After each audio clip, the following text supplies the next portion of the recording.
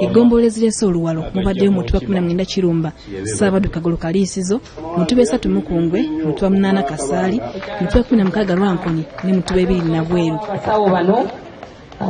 Oweekitiibwa Ambassador Emmanuel Sendawula asinzidde wano n'anenya gavumenti olw'okutulugunya abaka abaludde oluvuganya wamu ne bannamawulire abavuddeyo okulaga eggwanga ekifo kigenda mu maaso, era n'ategeeza nti basanyufu nnyo olw'okuyimbulwa kw'omubaka Kyagulanyi Ssentamu. Kubanga si kituufu mu kulaba kwaffe nti abantu bamaze okukwata n'osiba ate tetulaba nsonga lwaki obatulugunya, ate tolina ngeri gyosobola kutukirizisa nti si kubakoze okutulugunyawo kubanga babeera mu mikono gy'ogwo eyabakutte.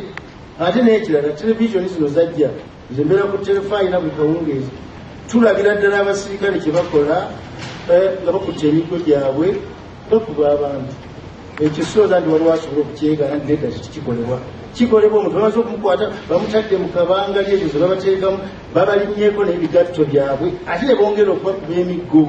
Kale bwe tulaba ekyo kituwa ekifaananyi nti kati kiki ekinaakolebwa nga tetulaba gye babatwala. Minisita omubeezi wa gavumenti ez'ebitundu Oweekitiibwa Joseph Kawuki yeebazizza nnyo Bannabuddu ne Bannakyaddondo olw'omulimu gwe bakoze mu basomedde obukadde bw'ensimbi obusoba mu 14. Ab'Ekirumba bakutte kya mukaaga kadde kamu emitwalo 8 ne siringi 5. Ab'e Kasaali bakutte kya kutaano n'akadde kamu emitwalo 10. Ab'e Lwankoni kyakuna n'akadde kamu emitwalo 46. Ab'e Kaliisizo kyakusatu n'akadde kamu emitwalo 7,455. Ab'e Nabweru mu Kyaddondo kyakubiri n'obukadde 2,922,150. Omwami w'essaza Buddu Pokino Vincent Mayiga atendereza nnyo enkolagana wakati wa Buganda n'ababaka kuva mu gavumenti eya wakati, era nga kino kitumbudde emirimu mu Bwakabaka bwa Buganda.